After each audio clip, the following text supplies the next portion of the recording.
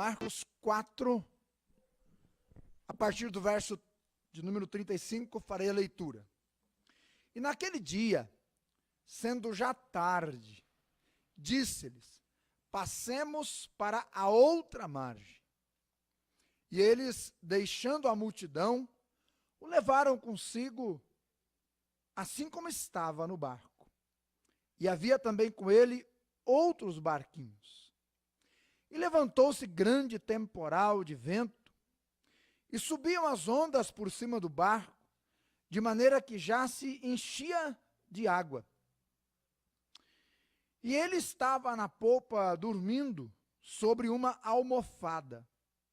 E despertaram-no dizendo: Mestre, não te importa que pereçamos? E ele, despertando, repreendeu o vento e disse ao mar: cala-te, aquieta-te.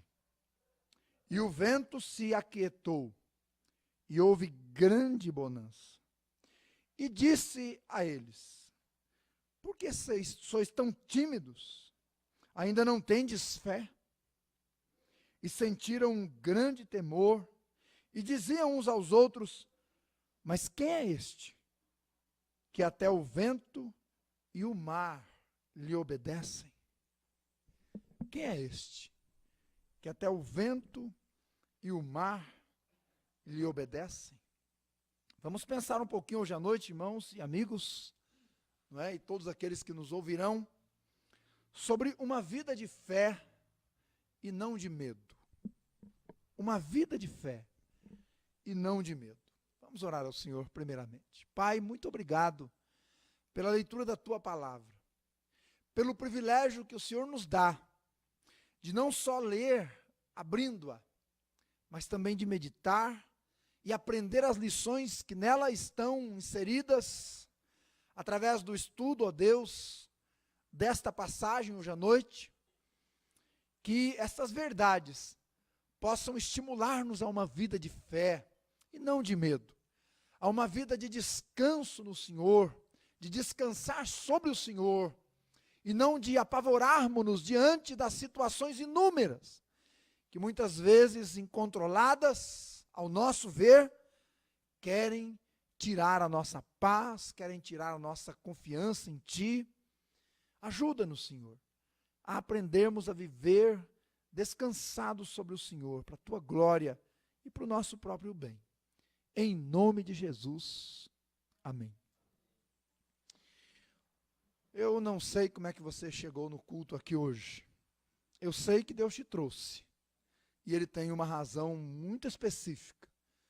Não é? Certamente há algo da parte dEle, através da palavra dEle, guiado pelo Espírito dEle, através deste vaso de barro, que Ele quer falar ao seu coração, que Ele quer instruir a sua vida, que Ele quer dar a você nesta noite, porque Ele é Deus, você é a criação dEle, boa parte já é filho dEle, e certamente por esse texto, Ele quer nos instruir nesta noite, não é?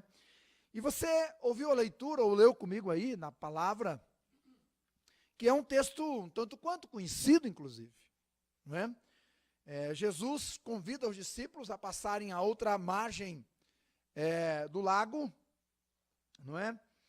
E Jesus vai com eles no barco, Jesus está tranquilo, cansado, não foi um dia fácil, e ele vai dormir. E enquanto eles estão atravessando, não é? Um grande temporal, uma grande tempestade se levanta abruptamente, sem anúncio prévio, por assim dizer, como é comum no nosso dia a dia, né? A gente começa um dia tão tranquilo, tão calmo, tudo na agenda, programado, tudo organizado no nosso pensamento, e você diz: hoje vai ser um bom dia. E aquilo que não está na nossa agenda, mas está na agenda de Deus, e pode haver uma tempestade lá, pode haver um grave problema lá, que vai nos acometer naquele dia, de repente acaba com a nossa agenda, acaba com o nosso sossego, acaba com a nossa tranquilidade, e a gente grita, como os discípulos gritaram, não é? Mestre, socorre-nos, ajude-nos. E Jesus, então, acordado pelos discípulos, acalma o mar, aquieta a tempestade, traz a bonança e pergunta a eles: ei, vocês não têm fé? Vocês ainda não têm fé? Vocês ainda não confiam em mim? Não? E aí Jesus, não é? Depois da pergunta, aquieta-se ali no seu canto. E a Escritura termina o texto dizendo que eles sentiram um grande temor, um grande pavor, mas não mais o medo do início do texto. É o que a gente vai ver no nosso devocional, que eu não posso demorar por conta da nossa reunião administrativa. Gente, uma vida de fé parece uma coisa fácil, mas quando a gente lê um texto desse, a gente vê que não é tão fácil assim, não é mesmo? Muitos dizem ter fé e dizem: não, eu tenho fé desde pequeno, minha família é uma família de fé, eu tenho vivido uma vida de fé, eu ando pela fé, eu trabalho pela fé, tudo que eu tenho foi pela fé. Mas cá entre nós, você sabe que uma vida de fé, de confiança mesmo em Deus, não é tão fácil assim. Às vezes, ela é até surpreendente negativamente. Os discípulos falharam no teste prático da fé. E revelaram não fé, mas medo. Revelaram, parece que, uma certa distância do Senhor, apesar de estar no mesmo barco. Revelaram um certo desconhecimento do poder daquele que todas as coisas criou, mesmo estando com ele já há um longo tempo. E alguém já afirmou que onde o medo prevalece, a fé desaparece. E parece que isso é verdade, né? Onde o medo vem, parece que a fé se encolhe. Ficamos com medo porque às vezes duvidamos que o Senhor está no controle. Então enchemos a nossa alma de pavor, porque pensamos que as coisas estão fora do controle de Deus. Desesperamos-nos porque julgamos que estamos abandonados à própria sorte. Aqui, a primeira vez que aparece a palavra medo no texto, é a palavra grega deiloi, que significa um medo covarde. É aquele medo de que se alguém está com a bexiga cheia, faz xixi na calça. É o medo que a pessoa pensa que Deus não está no controle. É um medo covarde. Os discípulos estavam nesse momento agindo assim, quando poderiam ter agido com plena confiança em Jesus. Aqueles discípulos deveriam exercitar a fé, não o medo. Mas quando a tempestade veio, e ela vem para mim, e ela vem para você, e ela pode chegar a qualquer momento. Então eles revelaram medo, não é? E eu quero destacar e incentivar você a não ter medo, a enfrentar a situação. Na verdade, gente, o medo ele sempre vai brotar, ele sempre virá. Ele viria de qualquer forma no texto, no coração dos discípulos. O medo pode vir na sua vida, pode vir na minha. A diferença é que ele pode chegar e pode se instalar. Ou ele pode chegar e a gente dizer: não precisa trazer mala, não precisa sentar no sofá, viu, medo? Não precisa fazer isso porque Jesus está aqui. Porque Jesus está aqui dentro, Ele está cuidando. Eu sei que a situação está difícil, mas você não precisa vir de mala e cuia, porque aqui não é o seu lugar. Ou a gente pode dizer para ele, né? Pode entrar, pode dormir, pode se instalar e pode ficar aqui por um bom tempo, porque eu estou apavorado. Então é a reação da gente diante do medo que virá. Por que os discípulos não deviam ter medo? Por que eles deveriam agir por fé? Veja, o texto nos dá 4 motivos bem rapidamente. Versículo 35. Naquele dia, sendo já tarde, Jesus disse assim: passemos para a outra margem. Preste atenção no que Jesus não diz no texto. Porque às vezes o segredo está no que ele não disse, e não no que ele disse. Veja que ele não disse: passem vocês para a outra margem. Ele não disse isso.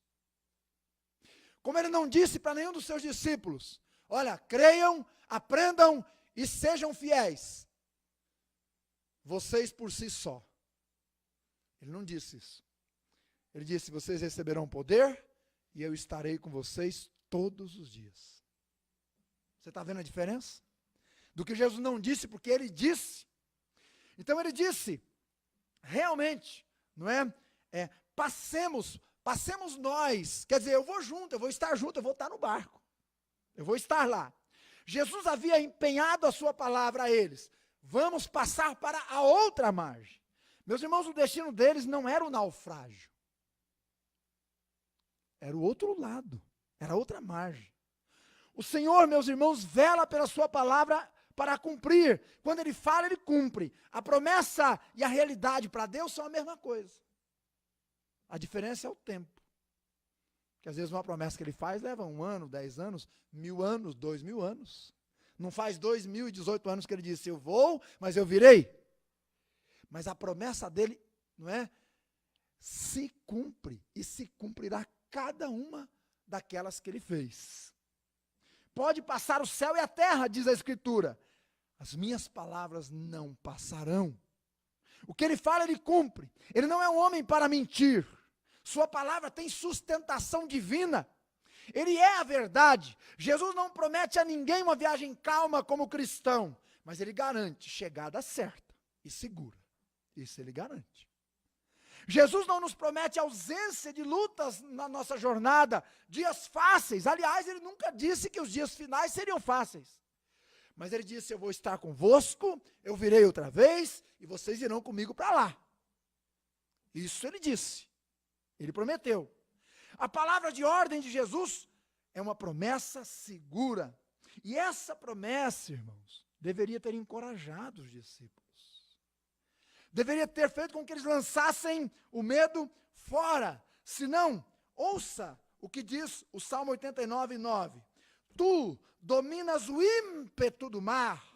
Quando as suas ondas se levantam, o Senhor as faz aquietar. Quem sabe eles não memorizaram esse versículo e esse foi o problema, não é?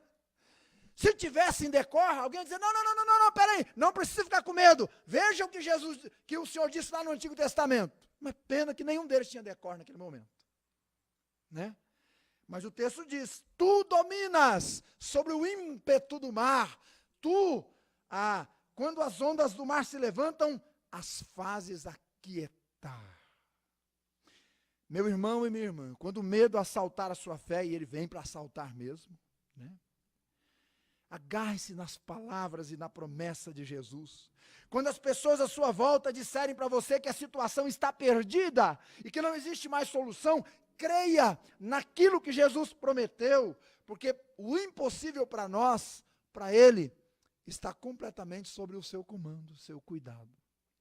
Ele caminha sobre as ondas, ele põe fim às guerras, ele salva o perdido, ele cura o enfermo, ele levanta o caído e ele faz novas todas as coisas. Eu gosto muito do livro de Apocalipse, ainda que para alguns ele é um terror. Não é verdade? Tem gente que diz assim, já li a Bíblia, menos Apocalipse. Mas por quê, irmão? Toda vez que eu começo a ler, eu sinto medo. Bem, quando você assistir uma aula, não é, aqui no Instituto, sobre o livro do Apocalipse que o Paulo vai dar, aí Paulo, olha o desafio, hein? Então ele vai perder o medo, né? Porque daí você vai entender o livro, vai ver que aquele caos que vai acontecer, você que é crente em Jesus, não vai estar no meio dele. Então você vai ler, vai dizer assim, graças a Deus, não vou estar lá, não é? E lá no final do livro de Apocalipse, diz que chegará o dia que os céus e a terra passarão, e que o Senhor queimará este planeta. E em seguida é dito, e farei novas todas as coisas, não é? Todas as coisas. Gente, por causa disso, da promessa do Senhor que não cai por terra, os discípulos não precisavam ter medo. Eles podiam ter dito para o medo, pega a sua violinha, bota no saco e vaza. Sai fora, sai do nosso barco, porque Jesus está aqui. Mas como eles não confiaram plenamente na promessa, o medo invadiu o coração, né? Invadiu o coração. Então, eles deveriam ter vencido o medo confiando na promessa. Segundo, o verso 36 nos diz, lá no capítulo 4 de Marcos, não é? Mais uma razão porque eles não precisavam temer. Diz o texto no verso 36, e eles, deixando a multidão, o levaram consigo, assim como estava no barco. E havia também com ele outros barquinhos. Tanto no verso 35 quanto 36, e no decorrer do texto, diz que Jesus estava com eles. Preste atenção. Jesus estava com eles, no meio do mar, dentro do barco e no meio da tempestade. Jesus estava com eles. Meus irmãos, a presença de Jesus deve ser um antídoto contra o medo. Davi diz que ainda que andasse pelo vale da sombra da morte, ele não temeria mal algum, por uma razão. E ele diz lá no texto, porque tu estás comigo. Porque o Senhor está comigo. Então eu não tenho medo nenhum. Não é porque o vale seria um caminho seguro, porque nenhum vale é. Não é porque a circunstância era fácil de enfrentar, mas porque a presença de Deus com ele lhe dava paz, lhe dava segurança. Meus irmãos, eu já presenciei a morte de pessoas descrentes. Já presenciei. E também já presenciei a morte de pessoas crentes. É o sol e a lua de diferença. É o dia com a noite. Em um você vê paz. Quando a pessoa está fechando os seus olhos aqui, na certeza que estará abrindo na presença de Deus. Mas no outro, é pavor, é medo. É a pessoa se agarrando aqui neste mundo e pensando no que está deixando. Porque o coração dela não tem paz. Não tem Deus. A presença de Deus é a âncora que nos dá segurança em meio às tempestades e aos piores momentos da nossa vida. O profeta Isaías, acertadamente, claro, inspirado pelo Senhor, disse o seguinte, capítulo 43, verso 1 e 2. Mas agora sim diz o Senhor que te criou, ó Jacó, e que te formou, ó Israel. Não temas, porque eu te remi, chamei-te pelo teu nome, tu és meu. Quando passares pelas águas, estarei contigo. Quando pelos rios, eles não te submergirão. Quando passares pelo fogo, não te queimarás, nem a chama arderá em ti. O profeta Isaías ergue a sua voz em nome de Deus e diz que o Senhor está conosco em todos os momentos, em qualquer situação. Mesmo quando precisamos cruzar rios caudalosos, eles não nos submergiriam ou submergirão. Quando tivéssemos ou quando nós tivermos que entrar nas fornalhas acesas da perseguição, do sofrimento, do desprezo, das lutas, a chama não arderá em nós, porque o Senhor está conosco. Jesus disse, eu estou convosco. Irmãos, a gente precisa crer mais nisto. Lutero, diante de um problema certa feita, na onde ele residia, a sua esposa, vendo ele lidar com a situação durante o dia, já pensou assim, né? Ele não vai dormir essa noite. Mas quando chegaram para deitar, então ele se arrumou, colocou lá a sua roupa de dormir, etc. E ela disse assim, será que você vai conseguir dormir? Ele disse, claro que eu vou dormir. Se eu e Deus estamos preocupados com o problema, por que eu vou ficar acordado? O Senhor cuidará. O Senhor cuidará. Ele é o que te guarda, não é? Aquele que não dormita, diz a palavra, é que guarda. Ai, irmãos, nós precisamos crer mais no Senhor nosso Deus. Os discípulos se entregaram ao medo porque esqueceram momentaneamente que Jesus estava ali. O Rei dos céus e da terra estava no mesmo barco, e por isso o barco não podia afundar. O Criador do vento e do mar está conosco. Não precisamos temer. Quando os discípulos, noutra ocasião, enfrentaram a fúria desse mesmo mar, Jesus apareceu para eles andando sobre o mar. Aquilo que era o tormento deles estava simplesmente sob os pés de Jesus. Por isso ele diz para eles: não tenham medo. E às vezes o Espírito Santo, naqueles momentos difíceis, que todo mundo passa, ele está lá gritando nos nossos ouvidos: não tenha medo, não tenha medo, não tenha medo. Mas a gente está ouvindo a voz do medo, dizendo: eu estou aqui, eu vou te pegar, eu estou aqui. Escolha. Quem é que você vai ouvir? Os discípulos momentaneamente ouviram a voz do medo. Meus irmãos, aquilo que parece incontrolável e que vem sobre nós, e olha, pode ser um problema na sua empresa, no seu trabalho, na sua saúde, na sua escola, na sua família, na sua vizinhança. Pode ser, de uma hora para outra. Elas podem ser maior do que as nossas forças, elas podem desafiar a nossa capacidade de resistência, elas podem até tirar o leme do barco da nossa mão, elas podem fugir do nosso controle, mas escute bem, jamais sairão do controle e das mãos do Senhor. Ele é o refúgio, Ele é o libertador, Ele é o guia, Ele é o protetor. Não precisamos temer. Sempre quando eu penso nisso aqui, eu lembro de uma história que eu acho que já contei aqui umas 50 vezes. E ela é tão simples, mas é bem ilustrativa.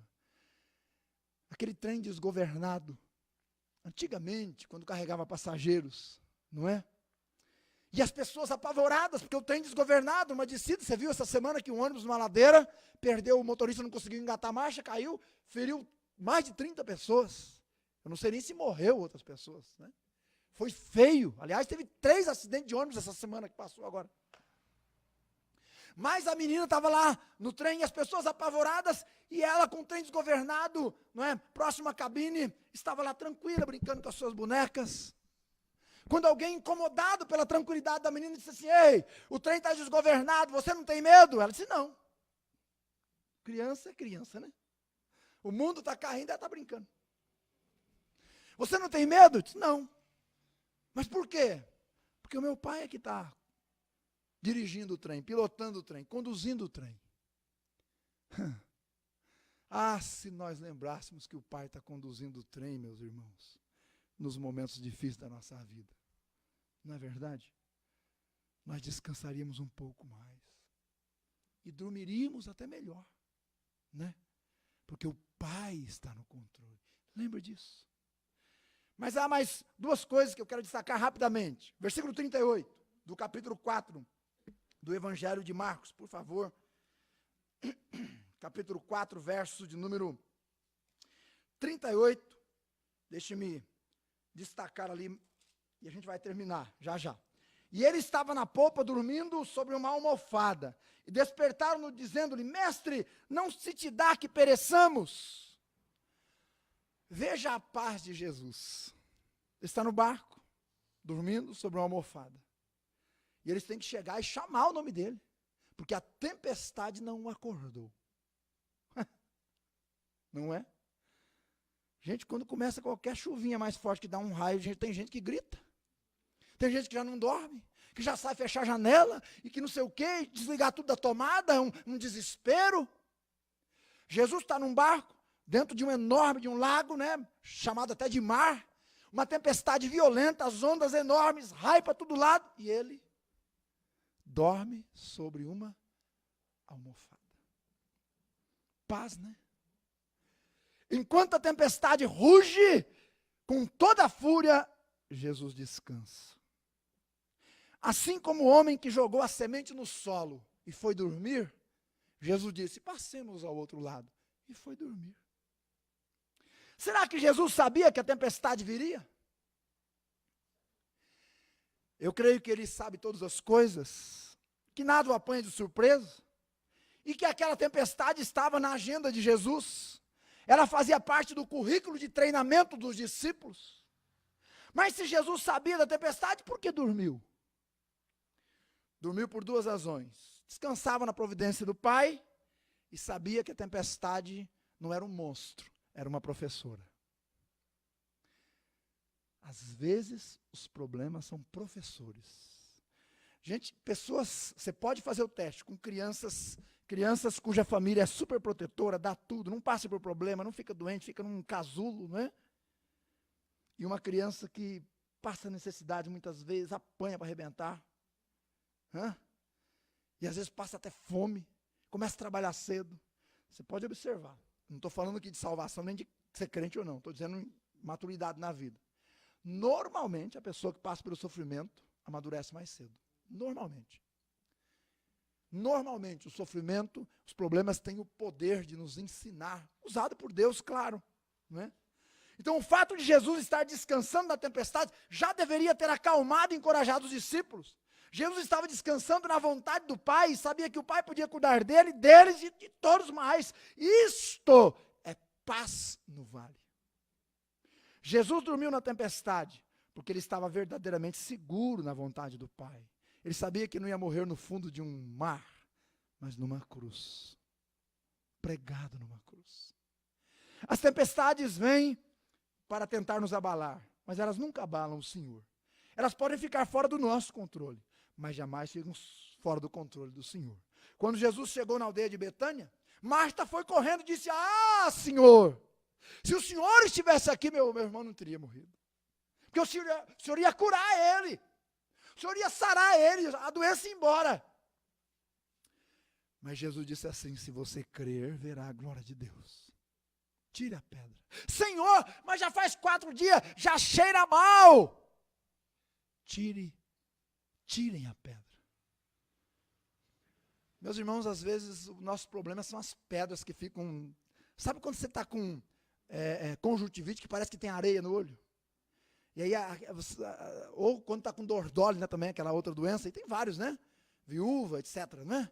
Aquilo fica na nossa vista e você quer enxergar, mas aquele negócio fica embaçado e a gente não enxerga direito, é um problema. Às vezes o nosso problema são as pedras que ficam na nossa frente e que nos impedem de ver a ação de Deus. Não é? Ficam na nossa frente.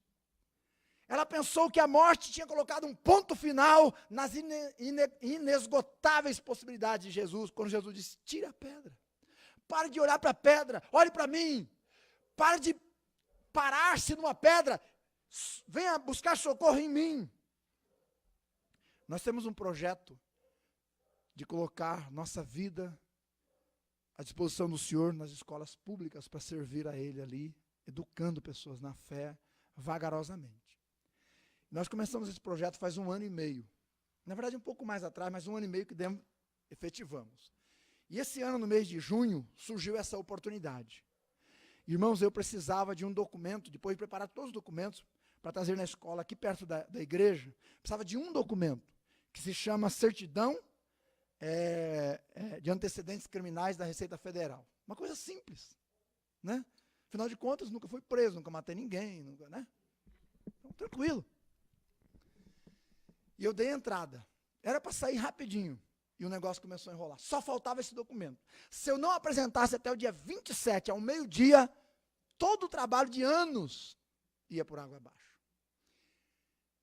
E eu fiquei ligando, 1 dia, 2 dias, 3 dias, 4 dias, 5 dias, pedi ajuda para o marido da Fabiana.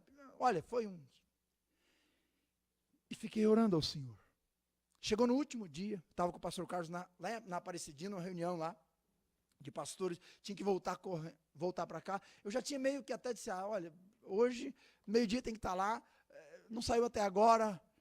Aí eu cheguei, fui lá no setor leste, falei com o pessoal, disseram: não tem, sem a certidão não dá. Monta um acampamento lá na Receita Federal. Falei: tá, mas falta meia hora, falta 35 minutos para o meio-dia. Eles disseram: não podemos fazer nada. Então eu vim, peguei a moto, vim.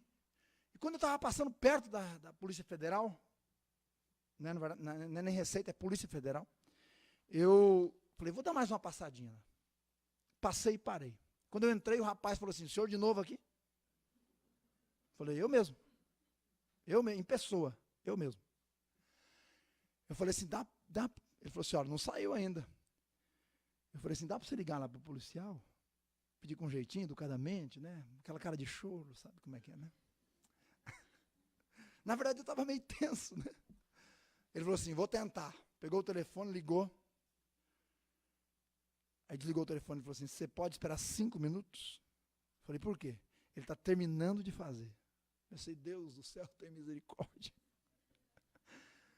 5 minutos depois ele veio com um documento policial, pediu para eu assinar, assinei, entreguei, faltava 15 para o meio-dia, eu estava lá na Polícia Federal. Meio-dia era o prazo. Catei a motoquinha e ó, vazei de lá. Cheguei ali, encostei na frente, fui lá, toquei a campainha, a gerente, que estava fazendo essas coisas ali na escola, quem é? Falei assim, é o Luciano. Falta 5 minutos agora. Falei, faltam 5 minutos. Ela falou, entra. Porque ia dar uma dor de cabeça para ela, né?